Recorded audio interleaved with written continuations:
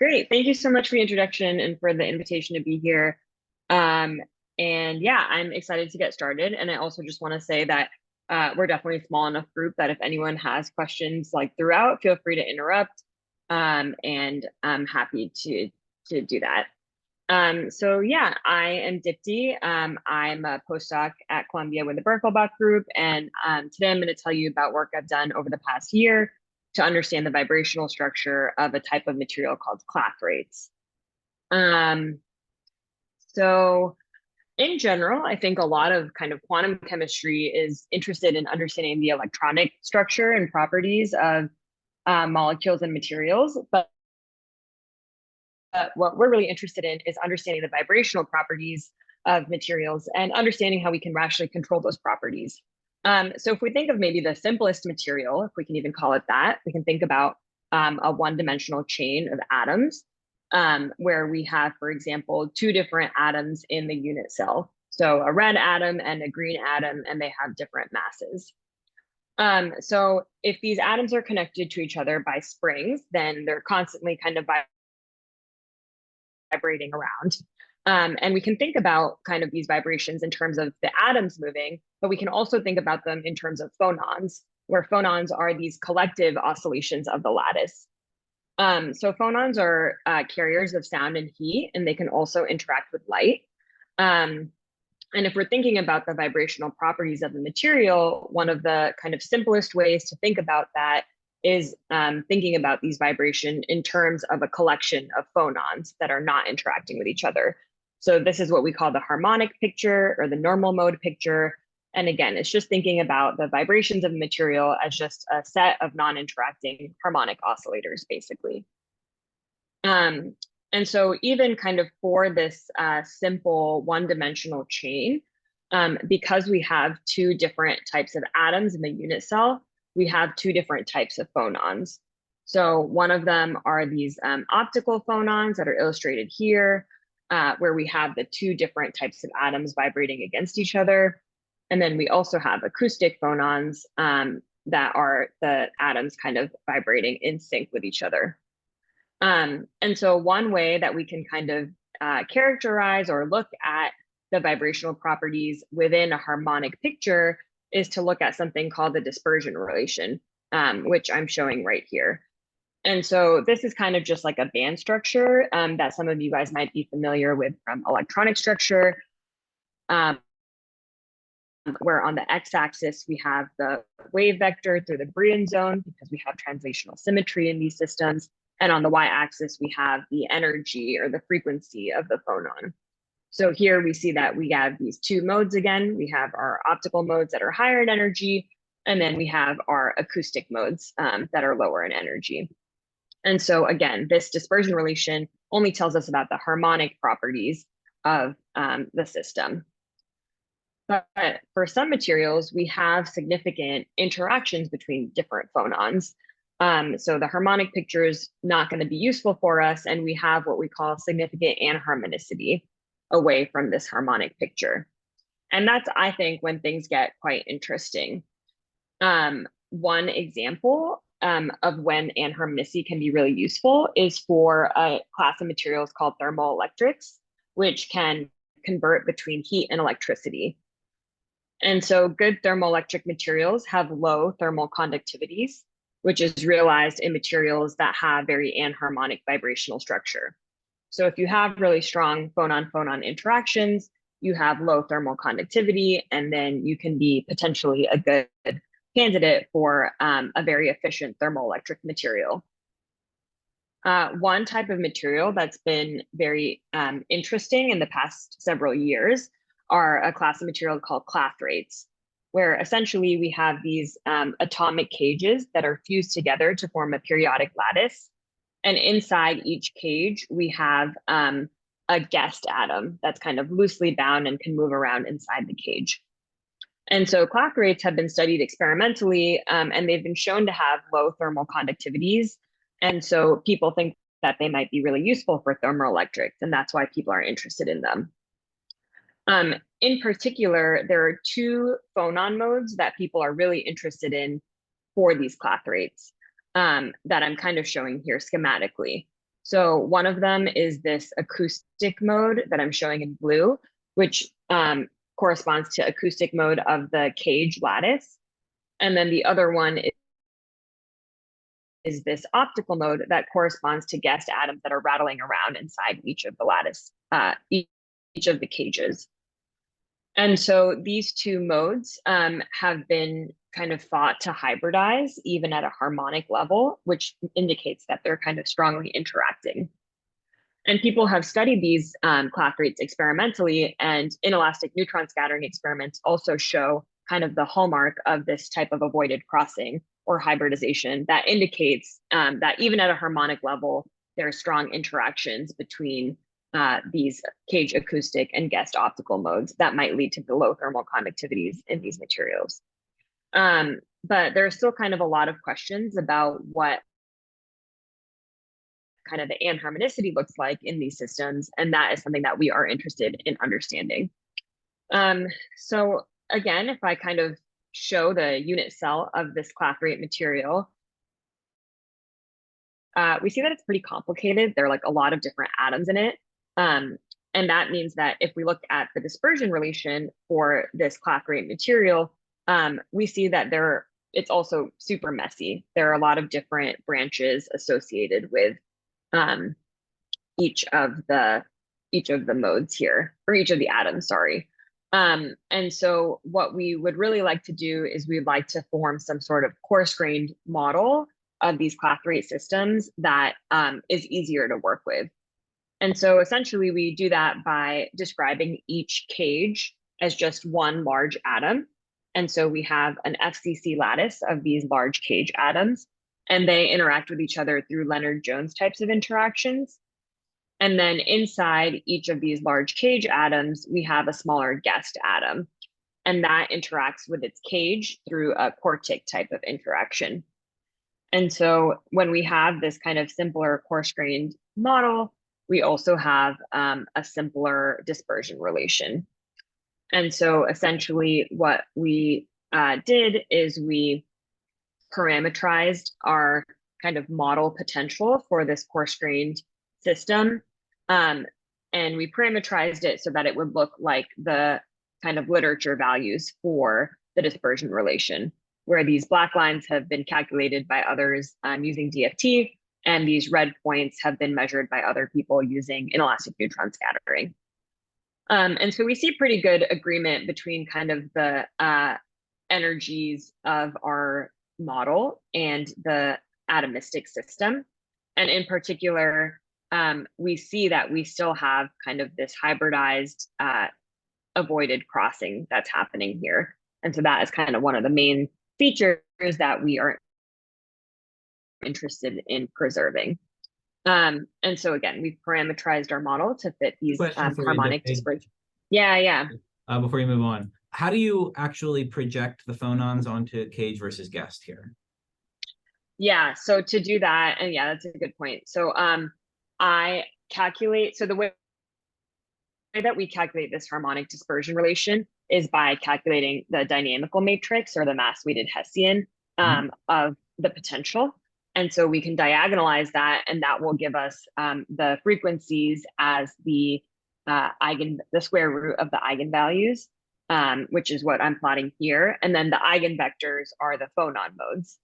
And so the eigenvectors essentially just translate between like the atomic basis and this phonon basis. And so if we, the way that I've kind of done this coloring is by looking at the coefficients on each of those eigenvectors and saying that if a phonon is mainly made up of like motion from cage atoms, then it's colored more in blue. And if it's mostly made out of guest atoms, then it's colored in orange. So yeah, that's how we can see here that like this is a rattling mode because it's purely made up of coefficients that are on guest atoms. Gotcha. So you just do some sort of like weighted average based on the coefficients? Yeah, essentially. Yeah, okay. We just take the coefficient squared basically. Okay, cool. Thanks. Yeah, thank you. And so, yeah, we basically see here that we have good agreement along different paths throughout our Brane zone between kind of the essential portions of literature, dispersion relations, and the ones that we calculate with our coarse grained model. So again, this is just a harmonic dispersion relation, but we also need to parameterize our quartic potential between our guest and our cage. And so other people have done kind of ab initio potential energy calculations by displacing the cage atom, or sorry, the guest atom within each cage. And that will give us a potential energy surface that looks something like this, depending on the type of guest atom that you have. And we essentially have fit our quartic anharmonicity to these potential energy calculations. And so with that, we've kind of completely defined our model. And so now we want to understand kind of what the anharmonicity in our model actually looks like. And so to do that, we are interested in calculating an object called the single particle phonon Green's function. So that sounds kind of scary maybe, but all a Green's function is it's just a correlation function. And so essentially what I have here is the displacement u along a phonon mode lambda at time t and at wave vector k. And I want to see how that displacement is correlated with the displacement along a different phonon mode lambda prime. And so these angle brackets are just an average. So I'm just saying like, what's the average correlation essentially? What's the correlation function between these two different modes? And I can take the Fourier transform of that, and that will give me an element of my Green's function. And so it's important to note here that the Green's function is a matrix where diagonal elements are the correlation between the same mode, and the non-diagonal elements are correlations between different modes. And because we have an anharmonic system, we know that we have correlation or interactions between different modes. And so we have non-diagonal elements as well. So how do we calculate this Green's function? We could calculate it using something like molecular dynamics, where we could essentially just propagate our lattice dynamics and see all the atoms moving. We could calculate their correlation functions and directly just calculate this Green's function. This can be pretty challenging actually, because if we want good K resolution, we would need to simulate really large supercells. And if we want good frequency resolution, we would need to propagate to really long times. So even for a pretty simple model like the one that we have, this can become pretty computationally intensive pretty quickly. And so instead, we are going to write our Green's function in a different way, where essentially we can write the inverse of our Green's function in terms of a non-interacting or harmonic Green's function and some self-energy term, where that's the pi. And the self-energy describes all of the anharmonic interactions or phonon-phonon interactions in our system. And so this is now the thing that we are going to try to calculate.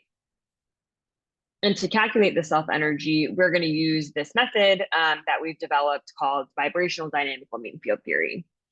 And so essentially kind of the gist of what VDMFT is that we have our full anharmonic lattice problem. And essentially we are going to just cut out one unit cell of our lattice, and we're going to call it the system. We're going to designate it as something special. And then we're going to essentially say that all of the surrounding unit cells of the lattice are called a bath. We don't really care about them so much. And then what we're going to do is we're going to replace that bath with just a sum of harmonic oscillators that are coupled to our system.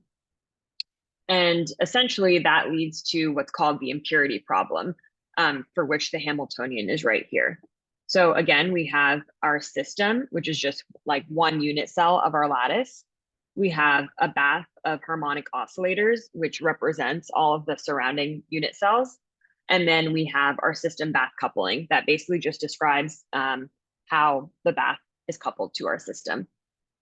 And what we can do in VDMFT is we can solve for the self-energy or the anharmonic interactions within our system that's coupled to this bath. And we can use that information to understand the anharmonicity of the full lattice because each of the unit cells in our full lattice is just a copy of our system. And so any anharmonicity within our single unit cell should be applicable to the surrounding unit cells as well. So that's kind of the overview. Oh, sorry. Yeah. Before you move on, could you just real quickly define what the indices are in the interaction Hamiltonian? Yeah, totally. So alpha is a sum over atoms. And then M is a sum over like our different bath modes. So all the different harmonic oscillators in the bath. And then I is an index over the Cartesian coordinates or Cartesian directions. And so basically what this is saying is that the displacement, of an atom in direction I is coupled to the displacement of mode M with some coefficient.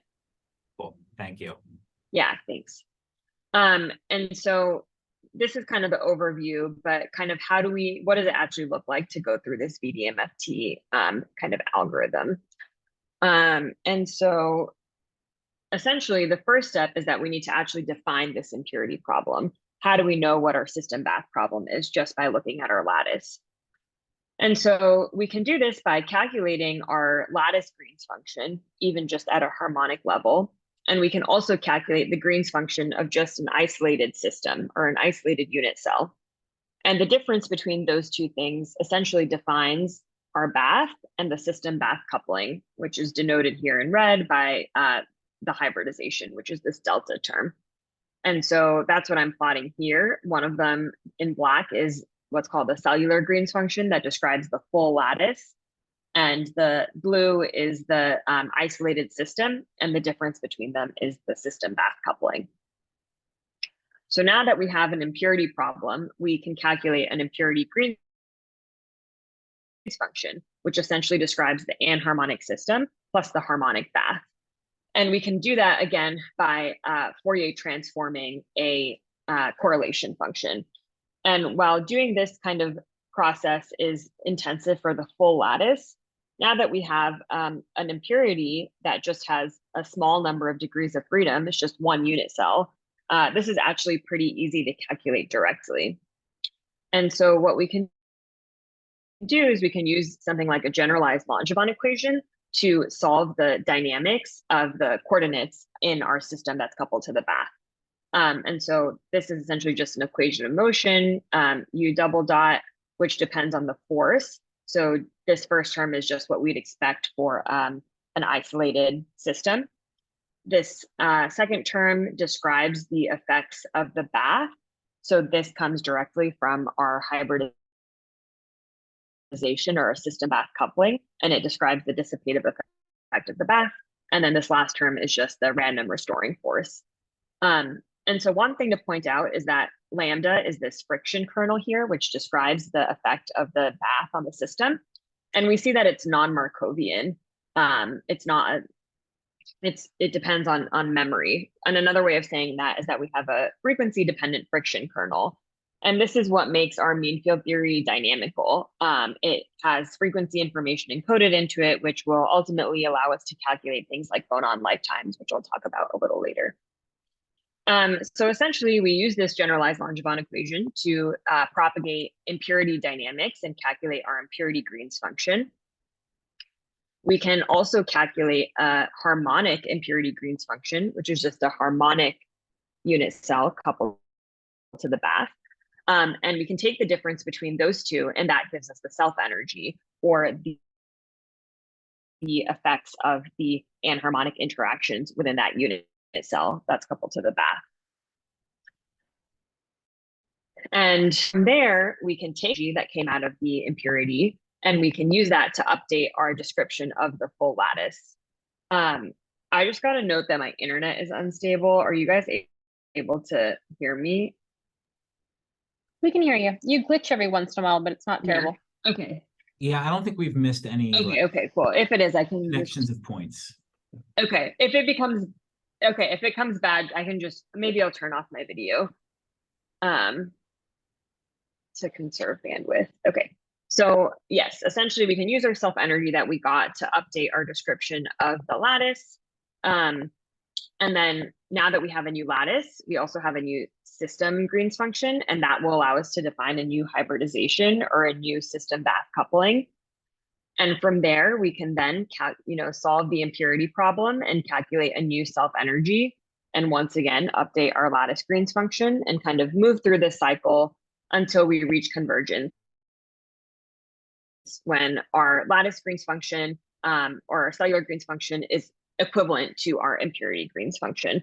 And once that's true, we know that we have extracted the exact local self-energy, and we can stop.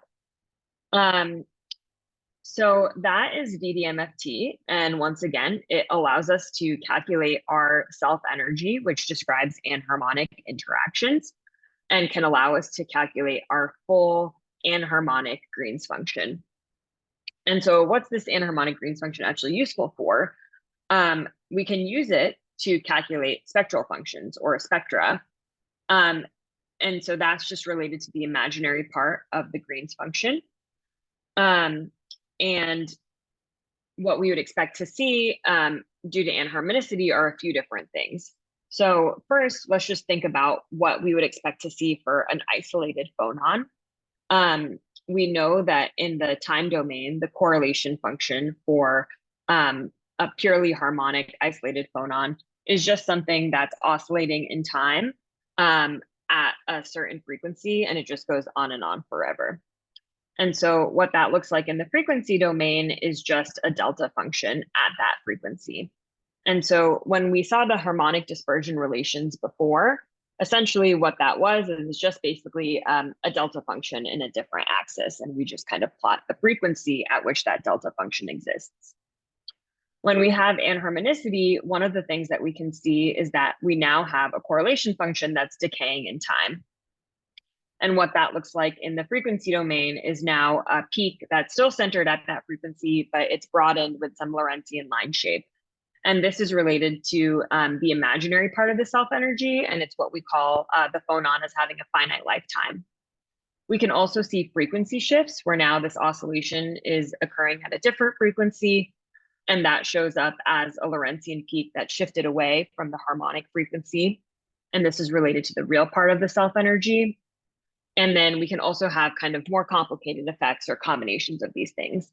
And so what we're doing with VDMFT, because we're solving for the local self-energy exactly, we are able to kind of capture a wide range of these complicated effects, which makes this method really powerful. Okay, so now that we've kind of talked about the method and how it works, let's see how it works for the cloth rate systems that I described earlier. So what I'm showing here is just the harmonic dispersion relation with different paths to the Brillouin zone. And this is essentially what I showed you guys before, where again, we have these acoustic branches and a variety of different optical branches. What I'm showing in the top right corner is the cage guest potential, where in the blue line, I have the anharmonic cage guest interaction. The black dashed line, which you can hardly see here, is the harmonic fitting of that. And the gray line is KBT at 300 Kelvin. So we see that the cage guest interaction at this temperature for the barium, gallium, germanium cloth rate is pretty harmonic. So we wouldn't expect to see anything super kind of crazy going on. But we do still have anharmonicity that's embedded within these Leonard-Jones interactions that are dictating how the cages interact with each other. And so let's kind of see what happens when we add anharmonicity. So this is the spectral function that we compute using molecular dynamics. So this is the exact anharmonic dynamics of our model. We see that there is quite a bit of granularity, especially in K-space, and that's again because of limitations associated with having to simulate really large supercells. But we do see that there are some anharmonic effects. So we see that there are some frequency shifts here in blue away from the harmonic frequencies. And we also see some broadening of different line widths. Things are no longer delta functions, but they have a width associated with them.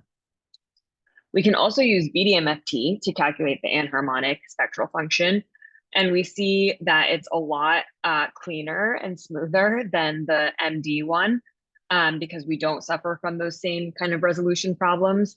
And we also see that it mirrors the MD result actually very well. The other thing to point out is that to get this MD spectrum, even with such kind of rough resolution, we need a simulation of more than 8,000 atoms. Whereas when we use VDMFT, we only need 8 atoms, which is 1 unit cell plus some bath that we don't explicitly describe. So it's a lot cheaper to do these VDMFT calculations. But we see that there's, again, no really crazy anharmonicity here. And so we can turn up the anharmonicity by replacing the barium atoms inside each cage with a smaller strontium atom that's more loosely bound. And so now we see the difference between the anharmonic potential in blue and the harmonic potential in black is pretty significant at 300 Kelvin. And so we'd expect to see that kind of show up in the spectral function. And when we look at the spectral function, we do see that there is some significant anharmonicity going on. So one thing I'll point out here, this flat line is the harmonic rattling mode. And what we see when we include anharmonicity is that that rattling mode jumps up in frequency and also becomes super broad. So it has a very short lifetime. And we also see that it is pretty strongly interacting with our cage acoustic modes. So, and again, VDMFT, even at this increased level of anharmonicity, agrees well with the molecular dynamics spectrum. But how well does it do that? We can take a cut through our Brien zone and look at kind of what the spectra looks like. So now the energy is on the x-axis and the amplitude of the spectral function is on the y-axis. And we see that the gray and blue lines, which correspond to the MD and the VDMFT results, lie exactly on top of each other. So we really have a good description of our anharmonic phonon-Green's function here, which is great. And we can look at a different part of the Brien zone, at the edge of the Brien zone here. And again, we see really excellent agreement. So this just tells us that we have a method that is doing a good job of extracting the self energy. So now that we have kind of confidence in our method in VDMFT for these systems, we can kind of ask some questions to get a little bit more kind of physical understanding of the anharmonicity and kind of what that looks like. And one of the kind of things that we can do is we can evaluate something called the diagonal approximation, which is often made in these types of Green's functions or self-energy types of calculations. So in the diagonal approximation, people understandably neglect the non-diagonal elements of the self-energy. And these non-diagonal elements become really important when we consider the fact that we have to invert our Green's function to get our spectral function. And so, again, when we do this diagonal approximation, and if we were to see what that looked like, we could see that it does not actually hold up pretty well for some of these systems. And in particular, the diagonal approximation does not accurately describe the spectral function at the point where the cage acoustic and the rattling optical modes intersect with each other. And so essentially what that means physically is that there's significant anharmonic hybridization between the cage acoustic and the guest rattling modes. And we no longer have a phonon picture that is valid for these systems. We really have kind of, we don't have a quasi-particle picture that is appropriate to use because we really do have such strong coupling between them. And so with that, I just want to conclude by saying that hopefully I've convinced you guys that VDMFT is a useful method for calculating anharmonic phonon-Green's functions, and that it can successfully capture anharmonicity for model clock rate systems.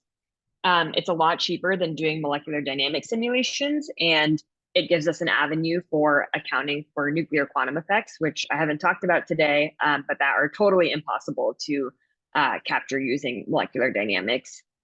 And then kind of what I've been working on more recently and moving forward is seeing how we can use the phonon-Green's function to calculate thermal conductivities and transport properties, because that's one of the things that we're interested in. And some of my early results have shown that the phonon hybridization that I just talked about between the cage and the cage acoustic and guest rattling modes is really key to the low thermal conductivity that people observe in path rates. And before I end, I just wanted to talk about one other quick thing,